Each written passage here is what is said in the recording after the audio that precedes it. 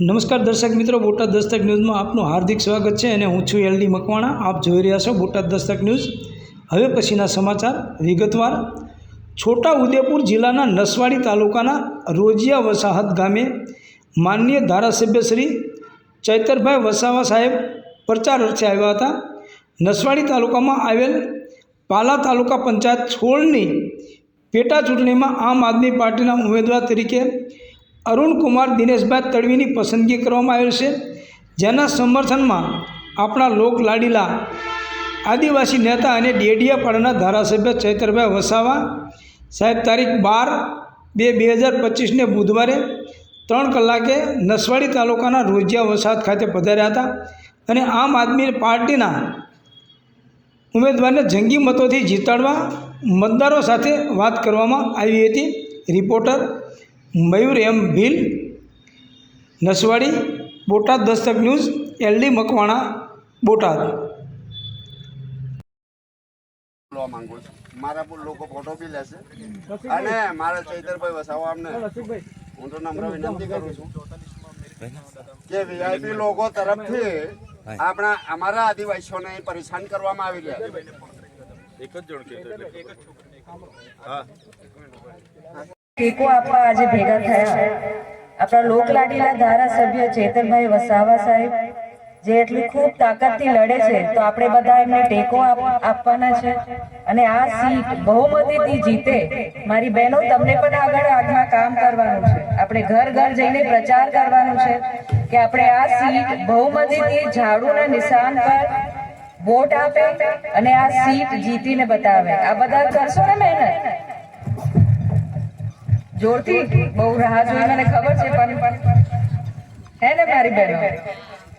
તો હવે આપણા ચેતરભાઈને આપણે સાંભળવા આવ્યા છે, અરુણભાઈ છે, એમને સાંભળીશું અને આગળ શું રણનીતિથી આપણે આ ચૂંટણી લડીશું એ વિશે આપણે હવે ચર્ચા કરીશું.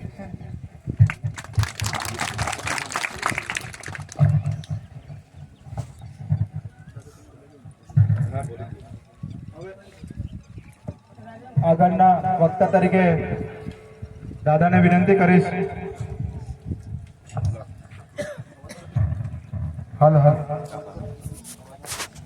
સૌ પ્રથમ તો અહીંયા ઉપસ્થિત બધા લોકોની માફી માંગીએ છીએ.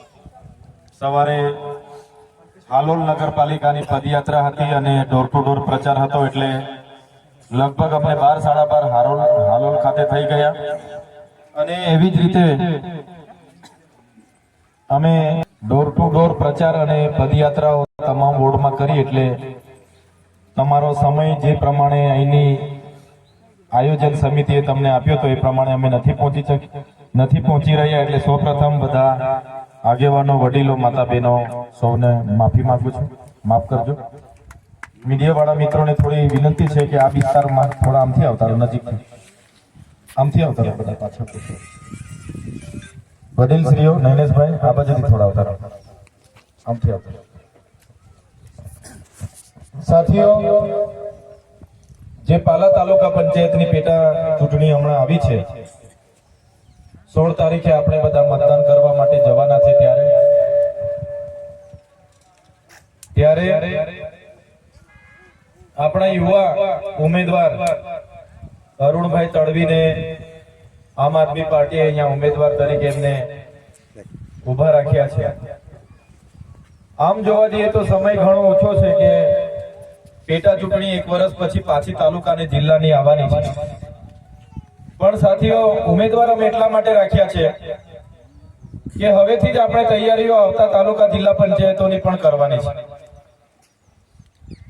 કેમ કે તમે અમે જ્યારથી જોઈએ છે મત તો બધાને આપીએ છીએ, અમારા જેવા યુવા વર્ગ તો જ્યારથી સમજતો ને જાણતો થયો છે ત્યારથી ભારતીય જનતા પાર્ટીનું પંચાયતથી લઈને પાર્લામેન્ટ સુધીનું શાસન છે.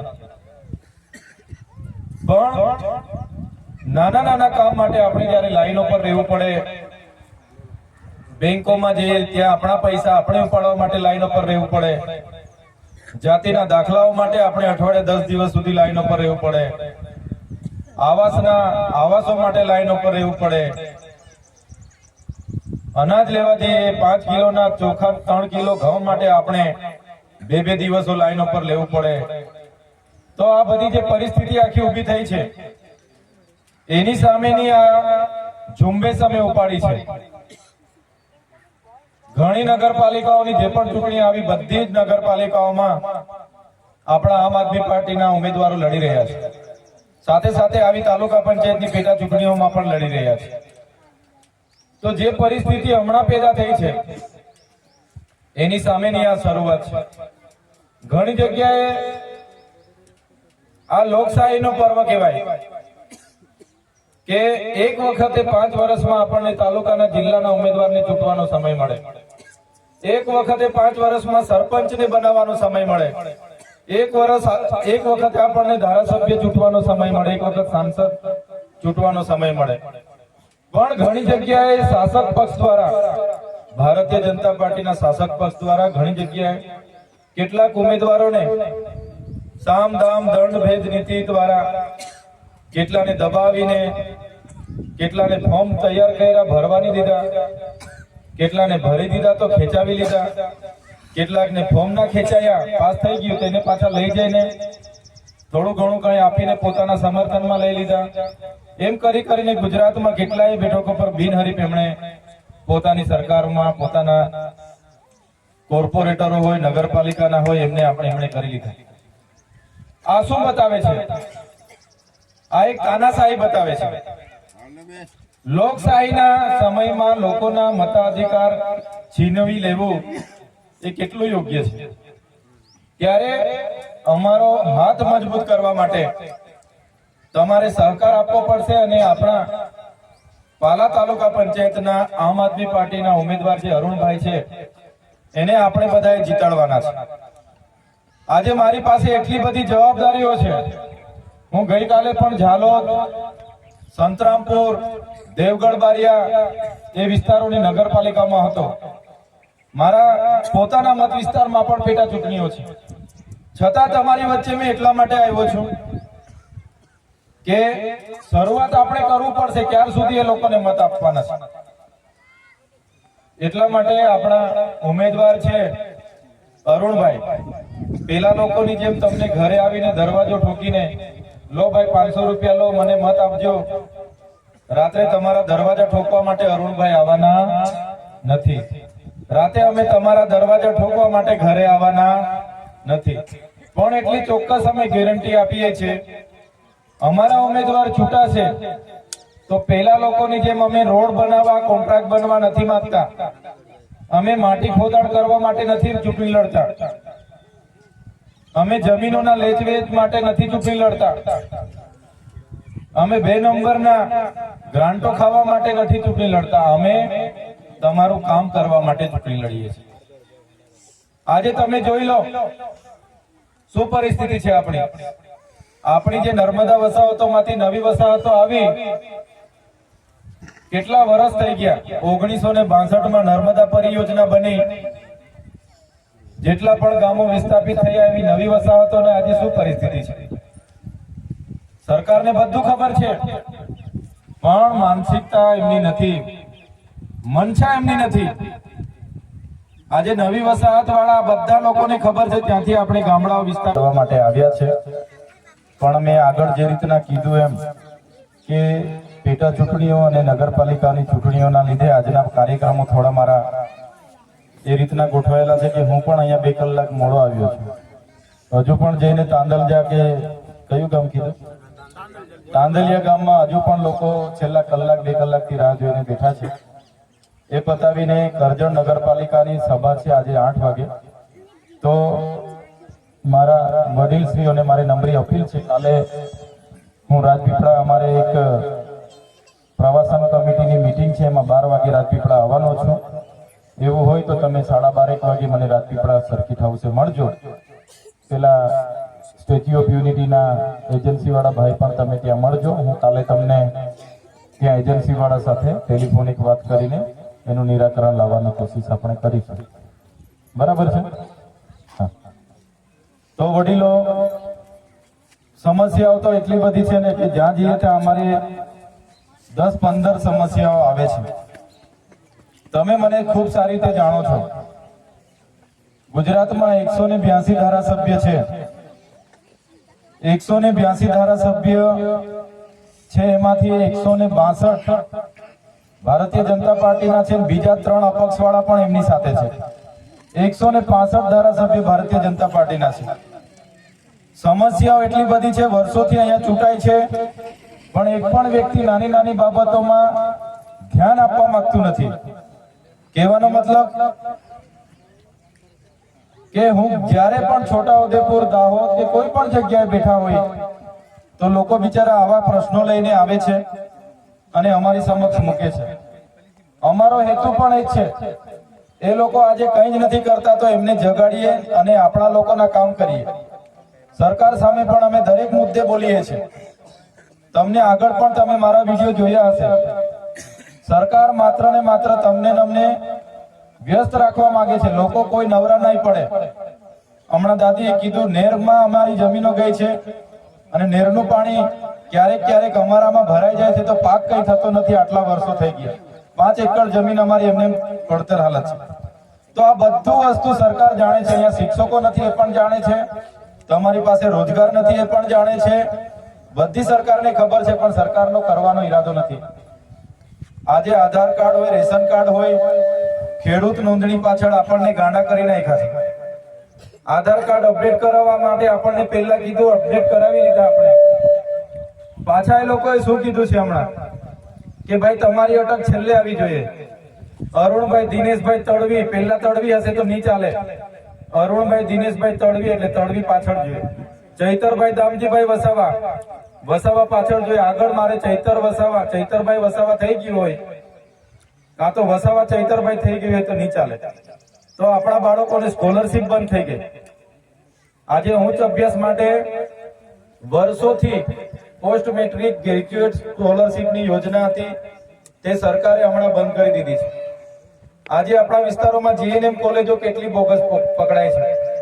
હમણાં રાજપીપળામાં પકડાઈ. આપણા જ વિસ્તારની 400 વિદ્યાર્થીએ, 400 બહેનોએ 2.5 થી 3 લાખ રૂપિયા ફી ભરીને બોગસ જે નર્સિંગ કોલેજ હતી એને કોઈ કોચિંગ નહીં કરાવ્યું, કોઈ ડિગ્રી નહીં આપી કે કંઈ નહીં આપ્યું. તો આ બધી બાબતો વિચારવા જેવી છે. આજે કઈ રીતના કઈ દિશામાં રાજનીતિ ચાલે છે. આજે ડરાવા ધમકાવવાની, ભય ભ્રમ ભ્રષ્ટાચારની રાજનીતિ ચાલે છે. તમારા વિસ્તારના જે કોંગ્રેસના આગેવાનો હતા એમને બી ડરાવી ધમકાવીને ભાજપમાં લઈ લીધા. અમે બી જયારે ભરૂચ લોકસભા લડવા ઉતાર્યા તો અમને બી જેલમાં નાખી દીધા અને કીધું કે ભાજપના મેન્ડેટ પરથી લોકસભા લડો, ભાજપની ટિકિટ પરથી લોકસભા લડો. પછી પણ અમે નથી ગયા. અમારે સાંસદ બનવાનું રહેતું. આજે સાંસદ ભાજપના બનીને આજે રહેતા અમે, છતાં અમે એમની સામે લડ્યા છે. કેમ કે બધા જ ભાજપમાં જઈને બેસી જશે તો આપણા સમાજના પ્રશ્નોની બોલવા વાળું કોણ રહેવાનું છે. એટલા માટે અમને મજબૂત કરવા માટે અમારો નાનો ઉમેદવાર તમારે ત્યાં મૂક્યો છે. એને જીતાડો. આવનારા દિવસોમાં તાલુકા જિલ્લાની પણ ચૂંટણી આવવાની છે, એમાં પણ તમે ઉમેદવાર આપો, એમને પણ જીતાડો.